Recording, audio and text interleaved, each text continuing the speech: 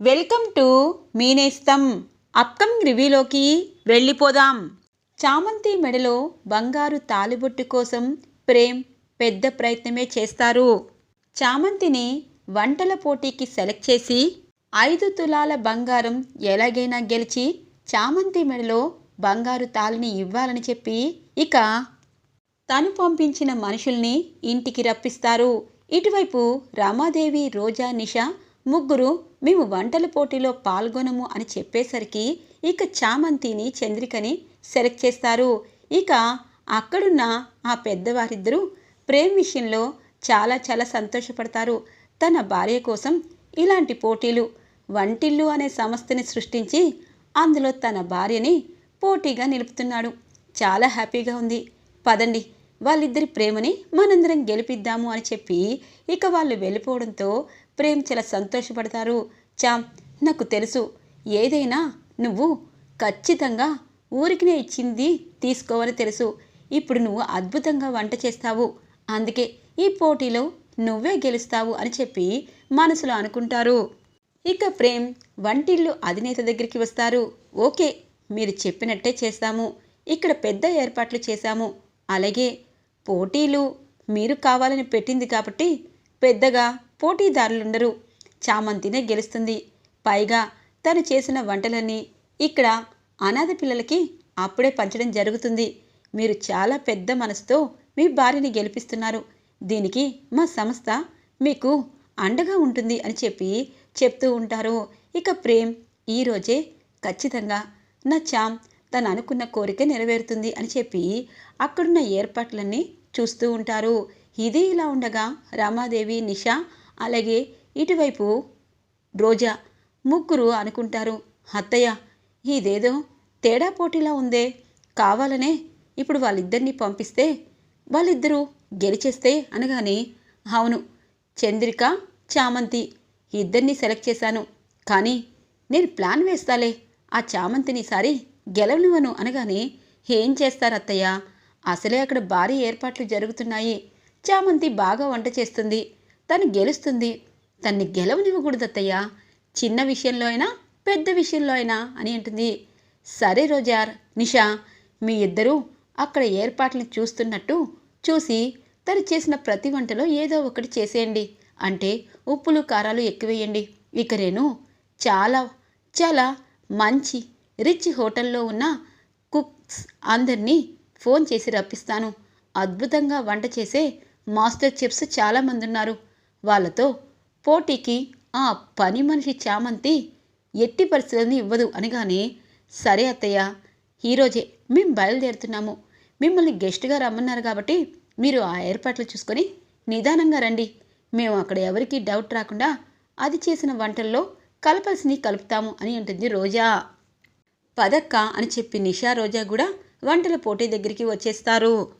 ఇక చంద్రిక, చామంతి కూడా, అత్త 5 కాసులు బంగారం అంటే నాకు చాలా అంటే చాలా అవసరం అనగానే, ఎందుకు చామంతి, ఎప్పుడు నువ్వు ఇంత సంతోషంగా లేవు అనగానే, అత్త ఇదంతా జరిగాక నీకైతే నిజం చెప్తాను, నువ్వు సంతోషపడతావు.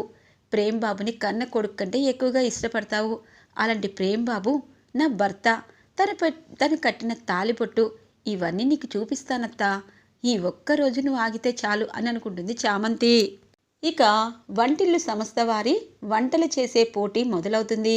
ఇటు చామంతి, చంద్రిక అలాగే కొంతమంది రావడంతో ఇక రమాదేవి అంటుంది, అలా అని మీరు అనుకుంటే ఎలా, ఎందుకంటే పోటీ అంటే ఖచ్చితంగా పోటీలాగే ఉండాలి, అందుకే వస్తున్నారు చూడండి, అప్పుడే పోటీలు ప్రారంభం అవ్వలేదు అనగానే, అవునా మేడం, ఎవరు వస్తున్నారు అని అడుగుతారు ఆ సంస్థ. ఇక తను పంపిస్తున్న ఆ చెఫ్స్ అందరూ వస్తూ ఉంటారు. పాపం చామంతికి భయంగా అనిపిస్తుంది. అమ్మగారు, రోజా అక్క, నిషా ఏదో చేస్తారు, నేను ఈ 5 తులాల బంగారం గెలుచుకోలేము అనగానే, ఏంటి చామంతి, ఎంత పెద్ద చెఫ్స్ వచ్చినా అమ్మ చేతి వంట అంటారు కదా, అలా ఇంటి భోజనమే సురక్షితం, మనకి తెలిసిన వంట మనం చేద్దాము, గెలిస్తే హ్యాపీగా 5 కాసుల బంగారాన్ని తీసుకుని వెళ్దాము, లేకపోతే ఇదిగో గెలిచిన వారి విషయంలో హ్యాపీగా ఉందాము అనగానే, అవునత్తా, నేనెందుకు అలా ఆలోచించలేదు, వాళ్ళు నాలాగే ఏదో అవసరం కోసం వచ్చే ఉంటారు కదా అని చెప్పి అంటుంది చామంతి. ఇటువైపు ప్రేమ్ మాత్రం ఏంటి వీళ్ళ ముగ్గురు ఏదో చేయడానికి వచ్చారు అని చెప్పి నిషా వదిన గారు మీ ఇద్దరిని నేను చూసుకుంటాలే అని చెప్పి అనుకుంటారు. ఇక నిషా అలాగే రోజా ఇద్దరు చామంతి చేస్తున్న ఫ్రైడ్ రైస్ అలాగే పన్నెండు రైసుల్లో ఉప్పు కలపడానికి వస్తూ ఉంటే వదిన గారు ఎందుకు వదిన గారు పరువు తీయించుకుంటారు, ఇక్కడ సీసీ ఫుటేజ్ మొత్తం ఉన్నాయి, ఎవరేం చేసినా ఖచ్చితంగా తెలిసిపోతుంది. పలానా రమాదేవి పెద్ద కోడలు కాబోయే కొల్హాపూరి యువరాణి ఇలా దొంగచాటుగా ఒక మనిషి ఆశయాన్ని కూడా కాలరాయడానికి తయారైపోయిందని రేపు హెడ్లైన్స్ వస్తాయి వదిన గారు అనగానే ప్రేమ్ నేను దానికోసం రాలేదు అనగానే ఇదిగో ఈ నిషా చెప్తే వచ్చావా అనగానే అవును అనగానే అక్క నా మీద నెట్టేస్తావేంటి ప్రేమ్ నేనేమి చేయలేదు నేను దూరంగా కూర్చుంటాను అని చెప్పి నిషా అక్కడి నుండి దూరంగా వెళ్తుంది. ఏంటొదిని గారు బొట్టు పెట్టి చెప్పాలా లేకపోతే అనగానే ప్రేమ్ అని చెప్పి వెళ్ళిపోతుంది. అబ్బా మనమేం చేయలేం నిషా అనగానే సర్లే అక్క నువ్వు ప్రేమ్కి దొరికిపోయి నా పేరు చెప్తావేంటి అనగానే ఏముందిలే మీరు కాబోయే భార్యాభర్తలు కదా, క్లోజ్ కూడా అయిపోయారు కదా, నేను అరుణ్ ఇద్దరం భార్యాభర్తలమే, నాకింకా ప్రెగ్నెంట్ కూడా రాలేదు, నువ్వు ప్రెగ్నెంట్వి కదా అనగానే ఆ విషయంలో నేను నీపై ముందుంటారనా, ఇదేదో అనుకోకుండా జరిగిందిలే, ఇప్పుడు అదంతా ఎందుకు, ఆ చామంతి గెలవకూడదు అని అంటుంది నిషా. ఇక పోటీలు ప్రారంభమవుతాయి. మొదటి పోటీలో కీరా అన్నం చెయ్యాలి అని చెప్పడంతో ఇక చామంతి చంద్రిక చాలా అంటే చాలా చక్కగా చేస్తూ ఉంటారు. కానీ వీళ్ళు ఇంటర్నేషనల్ చెఫ్స్ అలాగే హోటల్స్లో పనిచేస్తున్న వారి వల్ల ఇక వాళ్ళు టకా కీరతో అన్నం చాలా అంటే చాలా ఈజీగా చేసి తీసుకెళ్ళిపోతారు. చామంతి ఫస్ట్ రౌండ్లో ఇక ఫెయిల్ అవుతుంది. సెకండ్ రౌండ్లో కూడా చామంతి ఫెయిల్ అవుతుంది. ఫైనల్ రౌండ్ ఒక 10 నిమిషాలు మాత్రమే. మీ అందరికీ పనసకాయ తెలుసు కదా, పనసకాయతో ఎంత రుచిగా ఏ వంట చేస్తారు, ఎన్ని రకాల వంటలు చేస్తారు అన్నది ఇక్కడ జరపడం జరుగుతుంది. 1 గంటలో మీరు ఈ పనసకాయతో ఎన్ని రకాలు చేస్తారో చెయ్యండి అని చెప్పడంతో ఇక చామంతి చంద్రిక పనసకాయని చూసి అత్త నీకు తెలుసా అనగానే తెలుసు అని చెప్పి అంటారు. పనసకాయతో పనసకాయ బిర్యానీ, పనసకాయతో పాయసం, పనస పిక్కలతో ఇక చాలా అంటే చాలా స్నాక్స్ లాగా అవి కాల్చి స్నాక్స్ లాగా పెట్టడం, అలాగే పనస తొనలు ఒక ఐటెం, ఇలా 5 రకాలు పనసకాయతో చేసి ఇక ఫైనల్ రౌండ్లో చామంతి ఒక 5 నిమిషాల ముందు రెడీ చేస్తుంది. ఇక ఉన్న కుక్స్ అంతా చామంతి చేసిన దానికి కుళ్ళుకుంటూ ఉంటారు. ఇక రమాదేవి ఇదేంటి వీళ్ళేదో పెద్ద ఇంటర్నేషనల్ అనుకున్నాను, ఇక్కడ ఈ పనిదాని ముందు ఓడిపోతారా, అయ్యో ఇది తొందరగా చేయడం కాదు టేస్టీగా కూడా ఉండాలి అని చెప్పి అంటుంది రమాదేవి. తప్పకుండా ఇక్కడున్న వాళ్ళందరం టేస్ట్ చేద్దాము, అలాగే ఇక్కడున్న వాళ్ళలో అధిక సంఖ్యలో ఎవరు ఓటు వేస్తే వాళ్ళకే అని అంటారు జడ్జెస్. ఇక ప్రేమ్ పాపం దేవుడిని నమస్కరించుకుంటూ ఉంటారు. ఇటు చామంతి చంద్రిక తనకే రావాలని భగవంతుని కోరుకుంటూ అలాగే న్యాయంగా గెలవాలని అనుకుంటారు. ఇక అందరూ టేస్ట్ చేయగానే పనసపొట్టు బిర్యానీ, పనసకాయతో 5 రకాలు చేసిన చామంతి వంటల్ని మెచ్చుకుంటారు. ఇక చామంతికి 5 కాసుల బంగారం ఇక గిఫ్ట్గా ఇవ్వడంతో చామంతి ఆ బంగారాన్ని చూస్తూ మురిసిపోతూ చాలా హ్యాపీగా ఫీల్ అవుతుంది. ఇక రమాదేవి చేతుల మీదే తనకి ఆ గిఫ్ట్ అంటే ఒక పెద్ద 5 తులాల చైన్ ఇవ్వడంతో అమ్మగారు నాకు అత్తగారు, అమ్మగారి చేతుల మీదే నాకు చైన్ వచ్చింది, ఇది భగవంతుడి లీల అని చెప్పి అనుకుంటూ ఉంటుంది. కానీ ఇక్కడ చంద్రికే తనకి అసలైన అత్త. తను వంటల్లో తను సహాయం చేయడమే కాదు, తను గెలవడానికి పనసకాయతో అన్ని రకాల వంటలు చేసి ఆ 5 తులాల బంగారం గెలిసేలా చేసిందే చంద్రిక. ఇక్కడ తన అత్తగారి చేతుల మీదే తను బంగారం తీసుకుందని అర్థమవుతుంది. ఇక చామంతి గెలవడంతో రోజా, నిషా అలాగే రమాదేవి అక్కడి నుండి వెళ్ళిపోతారు. ఏంటి నిషా ఇలా జరిగింది అనగానే ఆంటీ మీ చేతులతోనే తనకి బంగారం ఇచ్చారు కదా అని అంటూ ఉంటుంది నిషా. సరే అత్తయ్య, అసలే మనకి చాలా పనులున్నాయి అనగానే ఇంతలో అరుణ్ వస్తారు. రోజా, ఇది చూసావా అనగానే ఏంటి సార్ అని అంటుంది. పట్టాభిషేకం నీకు విజయదశమి రోజు కాబట్టి ఇప్పటి నుండే పేపర్లో నేను ఇలా వేస్తున్నాను.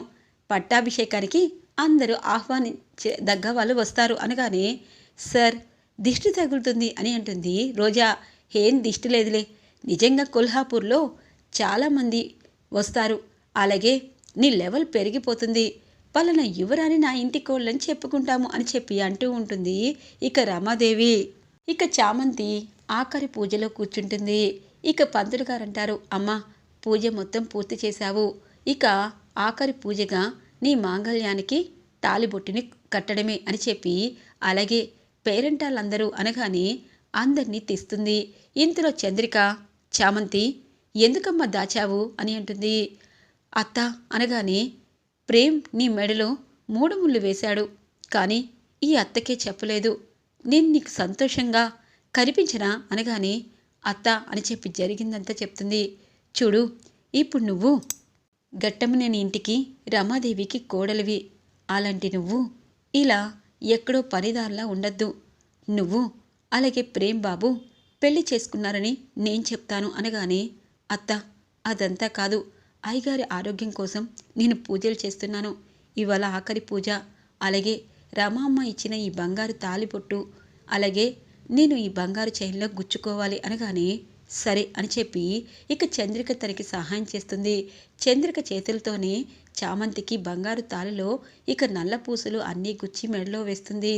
ఇక చంద్రిక మొదటిసారిగా అనుకుంటుంది, ఎవరేమనుకున్నా నువ్వు నా కోడలివి చామంతి, ఎందుకంటే ప్రేమ్ బాబు నా కొడుకు, హర్షకి నాకు పుట్టిన నా కొడుకు భార్యవి నువ్వు, అలాంటి నువ్వు నా కొడుకు భార్యవని తెలిస్తే నా మనసు ఆనందంగా ఉంది, కానీ నాలాంటి పరిస్థితి నీకు రాకూడదు, నాలాంటి పరిస్థితి మీకు రాకూడదు, ఈరోజే ఈ నిమిషంలోనే నీ పెళ్లి గురించి, ప్రేమ్ బాబు ప్రేమ బంధం గురించి అన్నీ అందరి ముందు బయట ఉంచుతాను, నిన్ను కోడలిగా రమాదేవి ఎలా అడ్డుకుంటుందో నేను చూస్తాను, ఎందుకంటే మనసుకు నచ్చిన అమ్మాయి దొరకకపోతే ప్రేమ్ ఎంతగా విలవిలలాడాడో నాకు తెలుసు, ఇప్పుడు ప్రేమ్ బాబుకి చామంతి విషయంలో అన్నీ తెలుసా, లేకపోతే ప్రేమ్ బాబే అన్ని ఏర్పాట్లు చేశాడా అన్నది తెలుసుకోవాలి అని చెప్పి అనుకుంటుంది చంద్రిక. ఇంతలో ప్రేమ్ వస్తారు. ఇక అత్త, చందమ్మ నువ్వు కూడా వచ్చావా, చామ్ నా చామ్ ఎవరికీ తెలియకుండా ఇక్కడ మన కుటుంబం కోసం పూజలు చేసింది, ఆఖరికి తన మెడలో తాలిబొట్టు 16 రోజుల పండుగ కోసం బంగారు తాళిని కూడా తన కష్టపడే చేయించుకుంది, అది నేను కట్టిన తాళి చందమ్మా అని అంటారు. ప్రేమ్ బాబు అనగానే చూడు, ఎప్పుడు భయం ఉన్న చోట మనం బ్రతకలేము, నువ్వు నా భార్యవిచ్చాం, ఈ నిజాన్ని అందరి ముందు ఈరోజే ఉంచాలి, నీ మెడలో ఆ బంగారు తాళి కట్టిన వేళ, బంగారు తాడి పట్టిన వేళ, నీ మెడలో చేరిన వేళ మనకంతే శుభం జరుగుతుంది చందమ్మ, నేను చామంతి విషయంలో నాన్నకి అన్ని నిజాలు చెప్పాలనుకుంటున్నాను అని చెప్పి అంటూ ఉంటారు ప్రేమ్. బాబు నా మెడలో బంగారు తాళి పడింది, అలాగే అత్తకి మీకు నా మనసు తెలుసు కాబట్టి మన పెళ్లి బంధాన్ని చెప్పగలిగాను, కానీ మన పెళ్లి బంధం తెలిస్తే నిషమ్మ పెద్ద గొడవ చేస్తుంది, అయ్యగారి ఆరోగ్యం కుదుట పడలేదు, అయ్యగారి ఆరోగ్యం కుదుట పడ్డాక నిషమ్మ ఏం తప్పు చేసింది, తన కడుపులో పెరుగుతున్న బిడ్డకి తండ్రి ఎవరు అని తెలుసుకునేదాకా ఈ తాలిబొట్టుని ఎవరికీ చెప్పద్దు అనగానే అంటే చామ్ మన పెళ్ళిని దాద్దామా అని అంటారు. అవును ప్రేమ్ బాబు, ఎందుకంటే అయ్యగారి ఆరోగ్యం బాగోలేదు కదా, అందుకే నిషమ్మ గురించి మనం క్షుణ్ణంగా ఆలోచించాలి, తను ఎక్కడ తప్పు చేసిందో తెలుసుకొని తన తప్పుని తన నుండి సరిదిద్ది తను తప్పు చేసిన వాడితో తనకి తాలిబొట్టు కట్టాలి అనగానే అవును అవును ప్రేమ్ బాబు అని అంటుంది. సరే ఇప్పటికైతే నాకు చాలా హ్యాపీగా ఉంది, నా భార్య చామంతి అనగానే బాబు మీరు ఎక్స్ట్రా చేయకూడదు అనగానే నా కొడుకు భార్యవి నువ్వు చామంతి అనగానే అత్త ఈ మాట చాలా బాగుంది అని అంటుంది. సరే నీ తాలిబొట్టిని లోపల దాచుకో, అలాగే వచ్చేవి వరలక్ష్మి వ్రతం ఇలా వస్తుంది కాబట్టి పెళ్ళైన అమ్మాయికి వ్రతం అన్నీ చేయించాలి, నేను ఖచ్చితంగా నీతో చేయిస్తాను అని చెప్పి అంటూ ఉంటుంది ఇక చంద్రిక. ఇక ఇలా ప్రేమ్ చంద్రికకి చామంతి మెడలో ఉన్న తాలిబొట్టు ఇంటి కోడలుగా వాళ్ళిద్దరూ తెలుసుకోవడంతో ఇక రేపటి నుండి కథ ముందుకు వెళ్ళబోతుంది. ఈరోజు రివ్యూలో ఇంట్రెస్టింగ్గా ఎండ్ అవుతుంది ఫ్రెండ్స్. రాబోయే రివ్యూ కోసం మా ఛానల్ని సబ్స్క్రైబ్ చేసుకోండి. Thanks for watching friends.